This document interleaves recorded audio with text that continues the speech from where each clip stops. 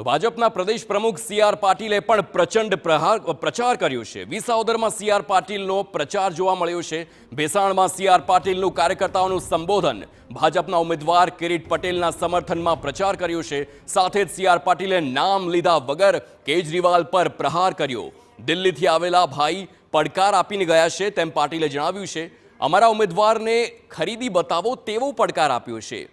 તમારામાં શક્તિ હોય તો જીતીને બતાવો, આ સી.આર. પાટીલની ચેલેન્જ છે।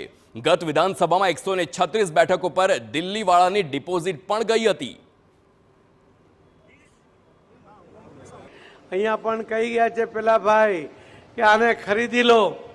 ભારતીય જનતા પાર્ટીના કાર્યકર્તાઓ તરીકે હું આપને આહ્વાન કરું છું કે તમે પડકાર કરો કે ભાઈ દિલ્હીથી આવીને ગયા છો, તમારો જે હતો આગલો એને તો તમે સાચવી નહીં શક્યા। એ તો વિશ્વાસ એને આવી ગયો હતો કે આ પાર્ટીમાં ભવિષ્ય નથી, એને તો રાજીનામું આપી દીધું। પણ આ ભાઈને જીતાડીજો, તમારામાં તાકાત હોય તો એવો પડકાર ભારતીય જનતા પાર્ટીના કાર્યકર્તાઓ આપે।